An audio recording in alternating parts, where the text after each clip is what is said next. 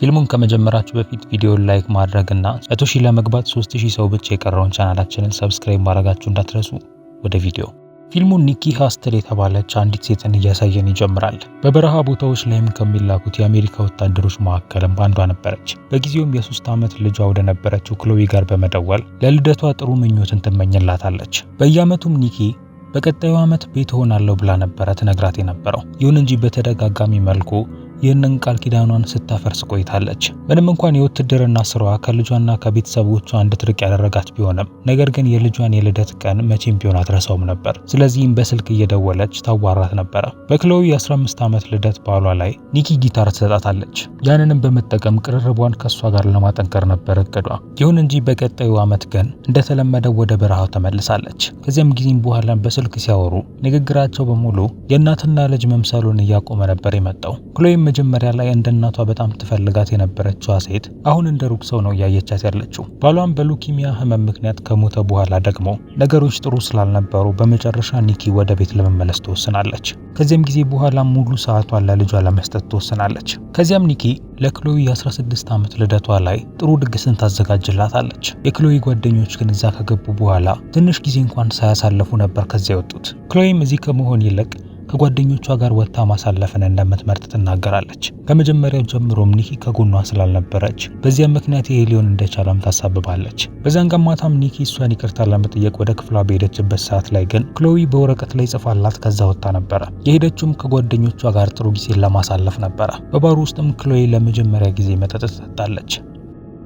በአካባቢያቸው የሚገኝ የነበረውን ቤን የተባለ ልጅ ይመለከቱና ክሎዊም ሄዳ እንድታዋራውም ያበረታቷታል። እሱም በማታውቀው ሰዓት ላይ መድኃኒት መጠጧ ውስጥ ይከትባትና በእሱ እንድትመረዝ ያደርጋታል። ጓደኞቿን በዛን ሰዓት ላይ ከቦታው ሄደው ነበረ። ኒኪም የልጇን ስልክ በመጠቀም ያለችበትን ቦታ ታጣራና ቤንና ሌሎች ወንዶች ክሎዊን ከዛ በሚያስወጣት ሰዓት ላይ እዛ ትደርሳለች። አንደኛውን ቢላውን በወጣበት ሰዓት ላይ ኒኪ ታስጠለዋለች። ነገር ግን ሌሎቹ ክሎዊን መኪናቸው ውስጥ አስገብተው ከዛ ይሄዳሉ። ለማምለጥ ሲሞክሩም መኪናው ከሌላ መኪና ጋር ሊጋጭ ተዳርሶ ነበረ። ይህም ኒኪ እንድትደርስባቸው ጥሩ እድል ይሰጣታል። መስኮቱንም ሰብራም እሱ ላይ ተንጠልጥላ ከሷ እንዳያመልጧት ለማድረግ ትሞክራለች። ቢሆንም ግን መኪናውን ባዞረበት ሰዓት ላይ ከዛ እንድትወድቅ ያደርጋታል። ኒኪ ግን ተስፋ ሳትቆርጥ የሚሄዱበትን መንገድ በማስላት በአቋራጭ መንገድ ትደርስባቸዋለች። ከዚያም ከፎቁ ላይ ዘላ መኪናቸው ላይ ታርፍና የመኪናውን ሹፌር አይኑን በመኪናዋ ቁልፍ በመውጋት መኪናቸውም አንዱ ቦታ ጋር እንዲጋጭ ታደርገዋለች። ይሁን እንጂ በግጭቱም እሷም ከመኪናው ወድቃ ከባድ ጉዳት ይደርስባታል። ቤንም ይህንን እድል በመጠቀም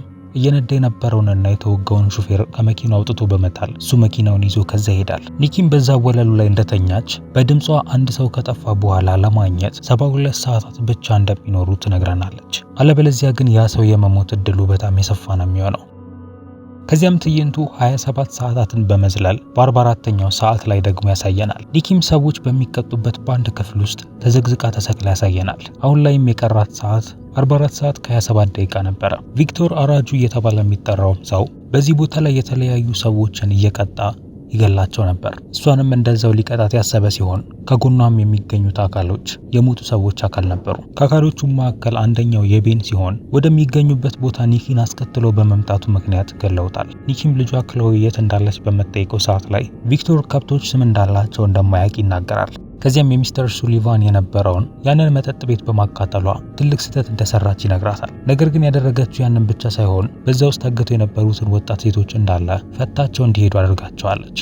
ፊት ለፊቷ ቢላውን እንኳን ደቅኖባት ሳለም ኒኪ እንዲፈታትና አለበለዚያ ግን የሚደርስበት ነገር ከባድ እንደሆነ ትነግረዋለች። ከዛ በተጨማሪም የልጇን ማድራሻም የሚነግራት ከሆነም እንዲኖር እንደምትፈቅድለት ትነግረዋለች። ቪክቶር ግን በመሳቅ ሆዷ ጋር ይቆርጣትና ታፏ ላይ ይወጋታል። ልክ በዛን ሰዓት ላይ ግን ስልክ ይደወልለታል። የደወለለትም የማህበሩ ማናጀር የነበረው ሚስተር ሱሊቫን ነበረ። እሱም ትኩረቱ ስልኩ ላይ በነበረበት ሰዓት ላይ ኒኪ ታፏ ላይ የተሰካውን ቢላ በመጠቀም የታሰረችበትን ገመድ ትቆርጠዋለች። ራሷንም ነፃ አውጥታ እንደጨረሰች ግን ቪክተር ይመታታል። ቢሆንም ግን ኒኪም እንደዛው አቅሟን በመጠቀም በተደጋጋሚ እሱን ትወገዋለች። ልጇም የት እንዳለች በሚጠይቀው ሰዓት ላይ ምንም መልስ ሊሰጣት ስላልቻለ አንደኛውን ጆሮውን ትቆርጥበትና የማይተባበራት ከሆነ ሞቱን አሰቃቂ ሞት እንደሚሆን ትነግረዋለች። እሱም በመጨረሻም ሱሊቫን መሪያቸው ሳይሆን የእነሱ ማናጀር እንደሆነ ይናገራል። ነገር ግን ድርጅቱ በዋነኝነት ይመራ የነበረው ሊቀመንበር እያሉ በሚጠሩት ሰው ነበረ። ከደቂቆች በኋላም ትላልቅ የሀብታም መኪኖች ወደ ቦታው ይመጣሉ። ኒኪ ግን ውጪ ላይ ተደብቃ እየተመለከተቻቸው ነበረ። ከማላቸውም ደህና ልብስ ለብሶ የነበረው ሰው ከመኪናው ሲወጣ ትመለከተዋለች። አብረውትም ጠባቂዎች ያሉ ሲሆን ይህም ሰው ሱሊቫን እንደሆነ እንድትገነዘብ ያደርጋታል። ውስጥም በገባበት ሰዓት ላይ ሱሊቫን ተዘግዝቆ የተሰቀለውን ቪክቶርን ይመለከተዋል። እላዩ ላይ ደግሞ የኒኪና የክሎይ ፎቶም አብሮት ይገኝ ነበረ። ከፎቶ ጀርባ ደግሞ የተጻፈው ጽሑፍ ልጇን አጥብቃ እንደምትፈልግ ይናገራል። ይሁን እንጂ ሱሊቫን የተፈጠረውን ነገር ለሊቀመንበሩ ሊነግረው አልፈለገም። ምክንያቱም ሰውየው ድክመትን የማይቀበል አይነት ሰው ነበረ። ስለዚህም በቀጥታ ራሱ ጋር የነበሩትን ሰዎች በሙሉ ኒኪን ፈልገው እንዲያገኟት ያዛቸዋል። በሌላ በኩል ኒኪ ግን ተደብቀ የሱሊቫንን መኪና በመከተል ይኖርበት ወደ ነበረው ትልቅዬ ቤት ታመራለች። ጠባቂዎቹ የሚንቀሳቀሱ የነበሩት ጥንቃቄ ባለው መንገድ ነበረ። ከነሱ በተጨማሪም አካባቢው በካሜራ በድሮን እናም ባደገኛ ውሾች የሚጠበቅ ነበረ። ስለዚህም ቀጥተኛ ጥቃት ለማድረስ የሚፈልግ ሰው ካለ ራሱን እንዳጠፋ ነው የሚቆጠረው። ያንንም ተመልክታም የኃይለኝነት ስሜቷ ቀዝቀዝ ባለበት ሰዓት ላይ ቁስሎቿ መሰማት ይጀምሯታል። ስለዚህም መጀመሪያ ቁስሎቿን ማከም እንዳለባት ትገነዘብና ከዛ አካባቢ ትሄዳለች። ይህ በእንዲህ እንዳለ ፖሊሱ ካፒቴን ማይክል የሲሲቲቪ ካሜራዎችን በመጠቀም የሱሊቫን ክለብ እንዴት እንደተቃጠለ መመልከት ይጀምራል። የሆነ ጥቁር ልብስ ለብሶ የነበረ ሰውም ነበረ ፊት ለፊት ይገኙ የነበሩትን 5ቱን ጋርዶች የገደለው። ከዚያም የታገቱትን ሴቶችም ካስወጣ በኋላም ህንፃው በእሳት እንዲያያዝ አድርጓል። ማይክልም እንደተመለከተው ከሆነ ጥቃት አድራሹ ጥሩ የሚባል የፍልሚያ ልምድ አለው።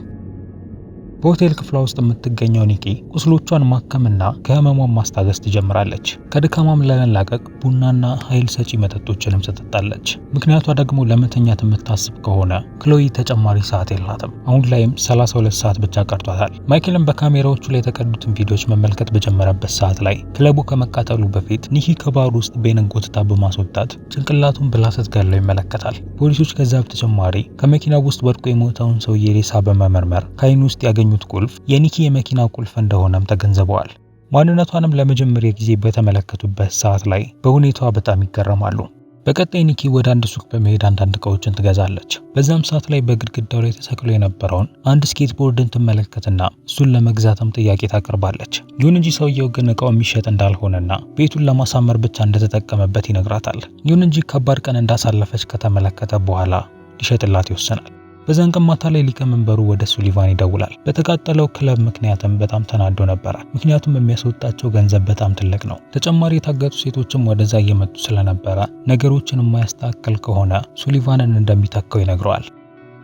ኒኪም በሱሊቫን ቤት አካባቢ በመሆን የሱ መኪና እስከሚሄድ ድረስ ትጠብቃለች። ከዚያም የጥርስ መከላከያውን ካደረገች በኋላም በፈጣኑ መኪናዋን በመንዳት ከነሱ መኪና ጋር ታጋጨዋለች። ከዚህ በፊት የገዛቸው የጥርስ መከላከያና 5 ፖይንት ሃርነሱም በግጭቱ ከፍተኛ ጉዳት እንዳይደርስባት ያደርጋል። ይሁን እንጂ ሱሊቫንና የሱሊቫን ጠባቂዎች የሆነ ያክል ጉዳት ይደርስባቸዋል። ይሁን እንጂ ራሳቸውን ከማዘጋጀታቸው በፊት ኒኪ የስኬትቦርዱን ተጠቅማ በመሬቱ ስር በማለፍ ውስጥ የነበሩትን ጋሮች በሙሉ ትገላለች። ከዚያም ልታስተርፍ የቻለችው አንድና አንድ ሰው ሱሊቫን ነበረ። እሱንም በስኬትቦርዱ ከመታችሁ በኋላም ሽጉጧን ደቅናበት ክሎይ የት እንዳለች ትጠይቀዋለች። ሱሊቫንም የት እንዳለች እንደማያውቅ በነገራት ሰዓት ላይ ሁለቱም እግሮቹ ላይ ተኩስበታለች።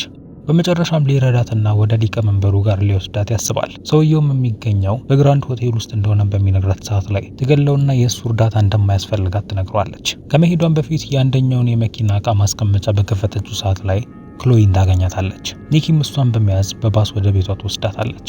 እሷም ከባድ ድካም ውስጥ ስለነበረች እዛው መኪና ውስጥ እንዳለች እንቅልፍ ይወስዳታል። በዛም ሰዓት ላይ በውትድርና ላይ በነበረችበት ጊዜ ያሳለፈችውን ከባድ ጊዜ እንደ ህልም ትመለከታለች።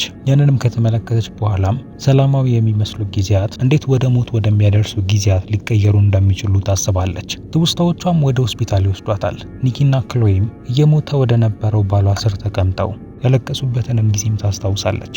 ቤትም ከተመለሰች በኋላ ኒኪ ክሎይን አሁን ደህና እንደሆነችና እንድትረጋጋ ትነግራታለች። ልጅቷም ከባድ መድኃኒቶች ተሰጥቷት ስለነበረ መልስ ለመመለስ የሚያስችላት ሁኔታ ላይ ራሱ አልነበረችም። ኒኪም ሰዎቹ መድኃኒቱን ለመውጋት የተጠቀሙበትን የመርፌውን ቀዳዳ ከተመለከተች በኋላ በዛ ከባድ ሀዘን ውስጥ ትገባለች። ይህ በእንዲህ እንዳለ ካፒቴን ማይክል የኒኪን ቤት እንዲከቡት በሚል የስዋት ቡድንን ይልካል። ለዛም እንደ ምክንያትነት ያቀረበው ደግሞ ከባድ መሳሪያ እንደያዘችና አደገኛ ሴት ስለሆነች ነበር። አንደኛው የፖሊስ አባል ግን በሰጠው ተልዕኮ ላይ ጥያቄዋን ታስነሳለች። ምክንያቱም በቦታው ላይ ንጹሃን ዜጎች አሉ።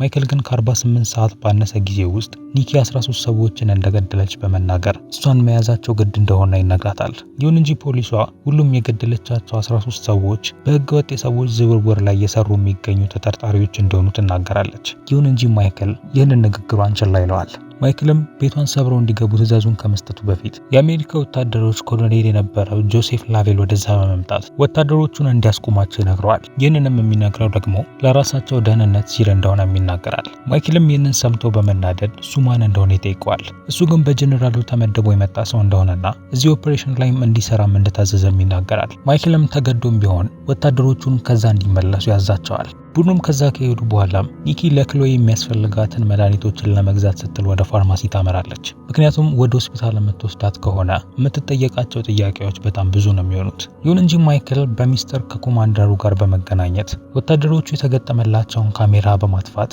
ኒኪን እንዲገሏት ያዛቸዋል። ኒኪን በምትጓዝበት ሰዓት ላይ በመኪናው መስታወት በኩል የወታደሮቹን መምጣት ትመለከታለች። ቡድኑም ወደ አንድ ቦታ ተከትሏት እንዲመጡ ካደረገች በኋላም አታላቸው ከኋላቸው እንዳለች እንመለከታለን። አንደኛው ፖሊስም ኮሎኔሉን ማን እንደሆነ በሚጠይቀው ሰዓት ላይ በልዩ ኃይል ቡድን ውስጥ የኒኪ አለቃ እንደነበረ ይናገራል። እሱም ካሰለጠናቸው ወታደሮች መካከልም አደገኛ ከሚባሉት መካከል አንዷ እንደሆነች ይናገራል። ማይክልም እንደገደሏት የሚናገር መረጃን በሚጠብቅበት ሰዓት ላይ ድንገት ላያቸው ላይ የነበረው ካሜራ ይበራል። ከዚያም ሁሉም የተላኩት ወታደሮች እንደተጋደሙም እንመለከታለን። ኒኪም 6 አምቡላንሶችን እንዲልኩና እያንዳንዳቸውም ሕክምና እንደሚያስፈልጋቸውም በካሜራው ትነግራቸዋለች። ላቬልም ማይክል ያንን ተልዕኮ በድብቅ በመስጠቱ በሱ በጣም ይናደድበታል። ለኒኪም በሬዲዮ በመጠቀም እንድታቆም ይለምናታል። ኒኪም ቡድኑ ልጇን እንደወሰዱባትና ከባድ ጥቃትም እንዳደረሱባት ትነግረዋለች። ላቬልም ብቻዋን እሷን ሊያገኛት ቢያስብም ነገር ግን ሰዎቹ ላደረጉበት ነገር በሙሉ ሳታስከፍላቸው እንደማታቆም ትነግረዋለች። ኒኪም ወደ ቤቷ ሮጣ ስትመለስ የቤቷ በር ተከፍቶ ነበር ያገኘችው። በቤት ውስጥ የነበረችው ክሎይም ከቦታው እንደተሰወረች ትመለከታለች። አንድ ወጣት ፖሊስም ከኒኪ ኋላ በመምጣት ሽጉጡን ይደቅንባታል። ይሁን እንጂ ወዲያውኑ ሽጉጡን ተቀማዋለች። ከወንጀለኞቹ መካከልም አንዱ ስለመሰላት ሽጉጡን እሱ ላይ ትደቅናለች። ይሁን እንጂ የፖሊስ ኦፊሰር እንደሆነ በተገነዘበችበት ሰዓት ላይ ራሱን እንዲስት ብቻ ትመታዋለች። ክሎይንም የወሰዷት ወንጀለኞቹም እንደሆነ በተገነዘበችበት ሰዓት ላይ በከባዱ ትናደዳለች። በቀጣይ ማይክል ላቬልን ወደ ኒኪ ቤት ይወስደዋል። በዛም ሰዓት ላይም ላቬል ማይክል እንዴት የስዋት ቡድንን ምራ ተብሎ እንደተፈቀደለት ይጠይቀዋል። ማይክልም ኒኪ 13 ሰዎችን ስለገደለች ለዚህ ደግሞ ትክክለኛውን ፍርድ ማግኘት እንዳለባት ይናገራል። ላቬል ግን ኒኪ ጀግና ወታደር እንደሆነችና የገደለቻቸውም ሰዎች ደግሞ ትክክለኛ ወንጀለኞች እንደሆኑ ይናገራል። ማይክልም ለዚህ የሚመልሰው ምንም አይነት መልስ አልነበረውም። ላቬልም እንዴት አንድ የፖሊስ ኦፊሰር እንደዚህ ውድ የሆነ ሱፍ ሊለብስ እንደሚችል ይጠይቀዋል። ማይክልም ይህንን ጥያቄ ሲሰማ በጣም ይናደዳል። ለዚህም ግን የሚመልሰው መልስ አልነበረውም። ፖሊሶችም በቀጣይ ወደ ኒኪ ቤት ሲገቡ ኒኪም በቤት ውስጥ አልነበረችም። ኒኪም በከተማው የሚገኙ ፖሊሶች በሙሉ እሷን እንዲፈልጓትና ባገኟትም ሰዓት ላይ እንዲገሏት ትዕዛዝን ያስተላልፋል። ብዙም ሳይቆይ ግን ከፍተኛ ደረጃ ላይ የሚገኙ 2 ፖሊሶች ወደዛ ይመጡና እሱንም በሙስናና ስልጣኑን ለራሱ ጥቅም በመዋሉ ምክንያት ባለበት ያስሩታል። የተለያዩ ወንጀለኞችንም ለመደበቅ አብሯቸው እንደሚሰራ የሚያሳይ ከነሱ ገንዘብ የተቀበለበት የተለያየ የባንክ ሪከርድም ነበረው። የተናደደው ማይክልም ላቬልን ለመምታት ይሞክራል። ይሁን እንጂ እሱ ግን በቀላሉ እጁን በመጠምዘዝ ከመኪናው መስታወት ጋር ያጋጨዋል። ላቬልም ትኩረቱን ወደ ኒኪ ከመመለሱ በፊትም በእስር ቤት ውስጥ ያማረ ቆይታ እንዲያደርግ ይመኝለታል። ይህ በእንዲህ እንዳለ ኒኪ በቀጣይ ወደ ግራንድ ሆቴል ትደርሳለች። የቡድኑም ዋና የስራ ቦታም ይሄ ቦታ ነበረ። ቤዝመንቱን የሚጠቀሙበት የነበረውም የተለያዩ የታገቱ ሴቶችን ለማቆየት ነበረ። የተቀሩት ወለሎች ደግሞ የሊቀመንበሩ መኖሪያ ቤት ነበረ። ቦታውም በብዙ ጋርዶችና በካሜራዎች እንደሚጠበቅ ካስተዋለች በኋላ ኒኪ ትንሽ ራቅ ብላ መኪናዋን ታቆማለች። የመኪናዋንም ጋዝ እንዲፈስ ካደረገችው በኋላም እሳቱን ለኩሳ ከዛ ትሄዳለች። ከዚያም መኪናዋ በእሳት እንደተያያዘ በመናገር ወደ እነሱ የደነገጠች ሴት አስመስላ ማምራት ትጀምራለች። ከዚያም ግን ያገኘቻቸውን ጋርዶች እየገደለች ትገባለች። የታገቱትንም ሴቶች ከፈታች በኋላም ወደ ኪችን ውስጥ በመግባት እዛም ውስጥ ይገኝ የነበረው ጋዝ በሙሉ ክፍሉን እንዲሞላው ታደርገዋለች። ከደቂቆች በኋላም ውጭ ላይ ያስቀመጠችው መኪና ይፈነዳል። ይህም የሆቴሉ የመብራት ገመድ የሚገኝበት አካባቢ ስለሆነ የሆቴሉን መብራት እንዲቋረጥ ያደርገዋል። ብዙ ጋርዶችም ጋዝ እንዳለ ባለማወቅ ወደ ኪችኑ ያመራሉ። ኒኪም እሳቱን በማስነሳት ውስጥ የነበሩትን ጋርዶችን በዚህ መልኩ ትገላቸዋለች። ከዚያም ቢላዋንና ጨለማውን በመጠቀምም በጸጥታ እነሱን መግደል ትጀምራለች። ወደ ላይኛው ወለልን ባመራችበት ሰዓት ላይ በብዛት የሚቆጠሩ ተጨማሪ ሴቶች እዛም ታግተው እንደሚገኙ ትመለከታለች። ወለሉን በእሳት እንደተያያዘን በመናገርም ከዛ እንዲወጡም ትነግራቸዋለች። ከዚያም ኒኪ 2 መሳሪያ በመያዝ ደረጃውን በመጠቀም ወደ ላይ ትወጣና እዛ የነበሩት ጠባቂዎች ላይም ጥቃት ታደርስባቸዋለች። ለዚህም ደግሞ የሚገርም የፍልሚያ ችሎታዋን ትጠቀማለች። 3 መሳሪያ የያዙ ጠባቂዎችም በጨለማ ውስጥ በተደበቁበት ሰዓት ላይ አውቃ በመተኮስ የተኩሱ ብርሃን ከየት እንደሚመጣ በመመልከት ባሉበት ትገላቸዋለች። ጥይት ባለቀባት ሰዓት ላይ ግን ኒኪ በእጇ ብቻ እንድትፋለም ትገደዳለች። ሁለት ወንዶችም በመጥረቢያ ጥቃት ሊያደርሱባት ይሞክራሉ። አንደኛውም በገመድ አንቋት ራሷን ልስት በተዳረሰችበት ሰዓት ላይ ዞራ ጆሮን ትነክሰውና ገመዱንም እንዲለቅላት ታደርገዋለች። ከዚያም ግን ያንኑ ገመድ በመጠቀም እሱን ትገለዋለች። በመጨረሻም የደረሰባት ጉዳትና ድካሟ ራሷን እንድትስት ያረጋታል። በመጨረሻ ግን ክሎይ ፍልሚያዋን እንድታቆም ስትነግራት እሷ ግን እንደምታገኛት ትነግራትና ይህም ብርታት ሆኗት በድጋሚ ከወደቀችበት ትነሳለች።